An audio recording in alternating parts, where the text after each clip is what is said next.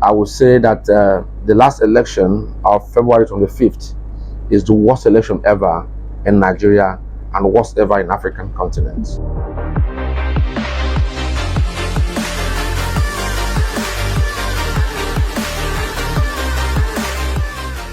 Welcome to this episode on Novo TV. The presidential election in Nigeria has come. I wouldn't say it has gone. It has come. And it brought in its wake a lot of reactions. We've been getting several reactions from different people, different quarters from international community. So we'll be looking at that presidential election and the various reactions, and also what the take of my guest is on what will be the next line of action of the various candidates. With me to discuss this is my very good friend, Dr. Chidi Peters. Dr. Chidi Peters, Yeah, welcome. thank you very much, Nabol, and I welcome myself to Novo TV. You're welcome. I would want to ask you about the election, because I know you were on Novo TV last time and you were telling us that your candidates will win the election. Now the election has come. I wouldn't say gone, because we have some legal proceedings going on trying to authenticate the results and some other things. But I just want to ask you, in your own opinion, how was the election? Was the election free and fair? What is your take on the election? Well, without opening deeper what seemed to be one of the worst wounds of Nigeria, I would say that the last election of February 25th is the worst election ever in Nigeria and worst ever in African continent, where manipulations were done in the open mindlessly, without caring the consequences, where alterations of result were done, where INEC violated its own rules of transmission of results straight from the polling units to the INEC server, that to the North Sea, where there were delays before there were transmissions, where there were excuses by INEC of perceived shutting down or overloading of the server, where we saw goods from polling units being transmitted to the INEC portal, where we saw faces of girls being transmitted as a result to the INEC servers. As a matter of fact, that delayed bring to mind the notion and the assume that account delayed is account forged. So I can tell you categorically clear that a lot of water passed under the bridge in the last election. However, those that are contesting the results, the beauty about it, they have asked their followers to be calm and watch out, and they have all agreed to follow legal processes to reclaim what they might have lost in the polling units, and hoping that the judiciary will rise up to the occasion. It's okay. You ended by saying the judiciary should rise up to the occasion. Let me ask you, to be fair, in your own opinion, do you think you can rely on the judiciary to give Nigerians a fair judgment? Do you think we can trust the judiciary enough? Well, like I said, Nigerian judiciary have been passing through a process of being truncated in terms of dispensation of justice, where it have to do with political affairs, or where it have to do with matter that concern the political elites. Therefore, and many a times, we perceive Nigeria as a country that has two laws: one law for the rich and one law for the poor man. The poor man steals Maggi in Onitsha and is sentenced to 20 years imprisonment, and the politician commits gruesome genocide, because when you steal from public purse, you impoverish people. A lot of people die by accident because of bad roads. A lot of people die in the hospital because of bad hospital facility. A lot of people die because of economic policies of states.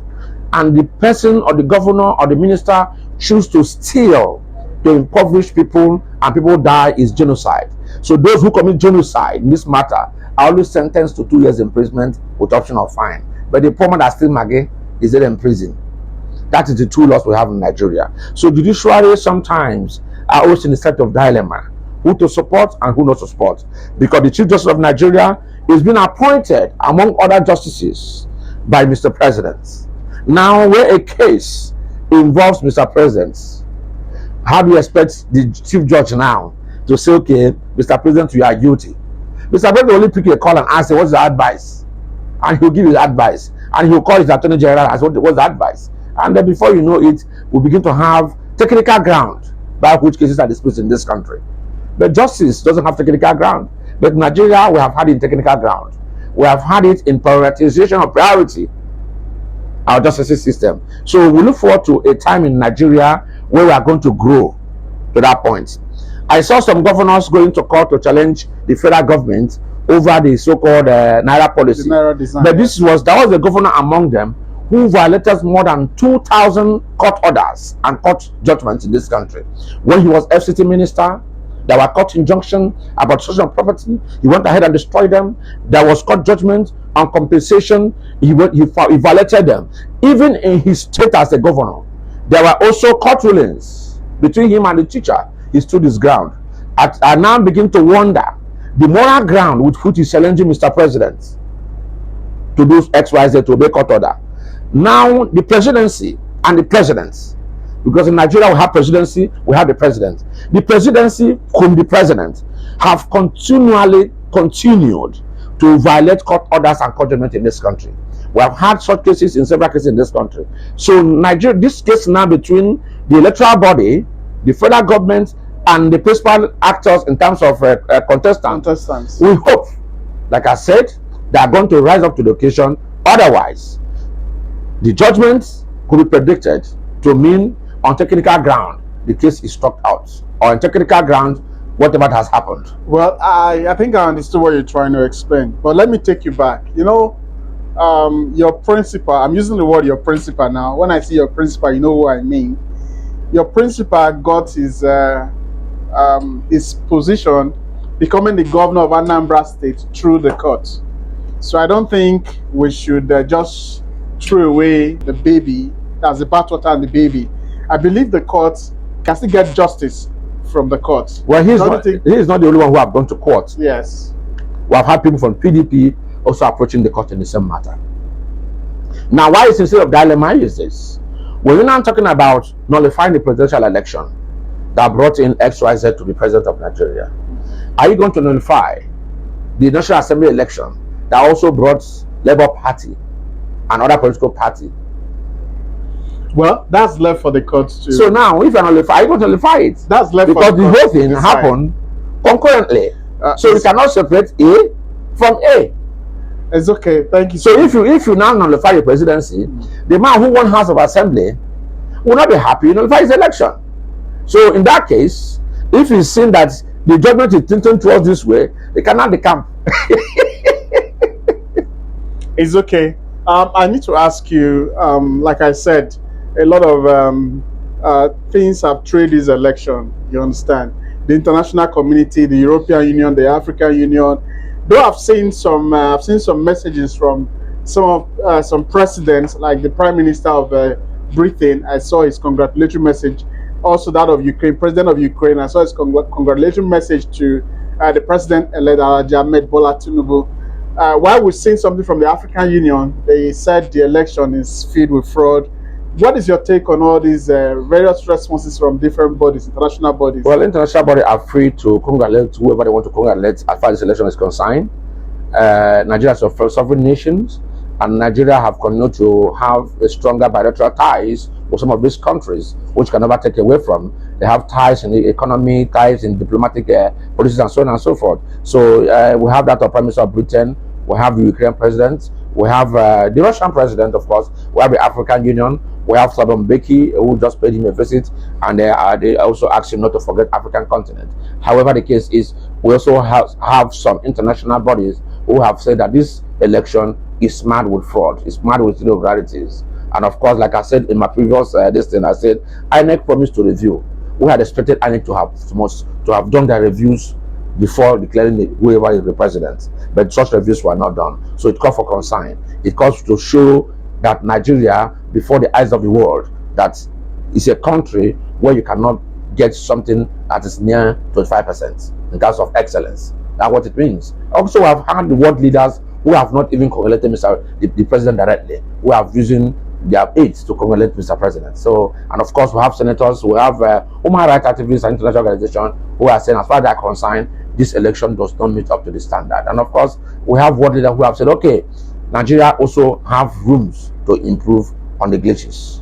It's okay. Thank you so much. You talked about what INEC chairman said, Professor Mahmood Yakubu, what he said about looking at some of those issues raised, but he never looked at them before he went ahead and pronounced one of the candidates as the winner of the presidential election. Today there was a meeting with the various state commissioners, INEC state commissioners, and he said anybody that was found wanting in the last election will be banned from participating in further elections. That's what he gave. Ban is a lighter statement, because whoever that does found wanting have committed a crime as far as Nigeria is concerned. So no matter how he wants to isolate himself from the issue, he is the INEC principal man or head man in this matter. So he is the man who is supposed to have ensured that all.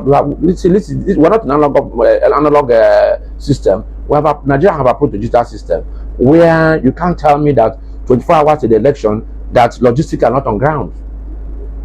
You can't tell me that that morning you are disappointed. These are hatred that you don't need to be here in this country. So now the electoral man who said, okay, you have, say, 300 watts to cover, and as at 9 o'clock in that election day, there's no vehicle to convey, it is sabotage. Because I'm supposed to have done this amendment prayer before now, where we have found the result in the bushes. Why are we finding in the bushes? So a lot of them are fishy. So for him to say that it's all about suspension is an understatement. It's just time for anybody who violated that law. And of course, I'm also surprised at the Mr. Senate President, who is coming to tell us that the electoral law talks about not transmitting voting. We are not contesting transmission of voting, Mr. President. We are contesting transmission of results from the polling unit to the INEC server, which was never gotten until 48 hours. So you should not start begin to paint word for us. That is not. We are not talking about votes. If we are talking about vote, we know, but we are talking about the results. So as Mr. Senate President, I had expected him to look at this issue critically and caution those who, by means of lack of logistics, decided to mar the election. That's the only thing about the matter. So considering those who were arrested, okay, the thugs who were arrested, we are yet to hear from the Nigerian police. These thugs, are they sponsored by who? And I know what they working for by who? We have not heard about these things. In the Kogi state, we have a local government chairman properly captured in a video that came to destroy electoral material. The police, has he been arrested? He should be tried. That's a crime. Destruction of government property. We have not heard anything from Nigerian police about that.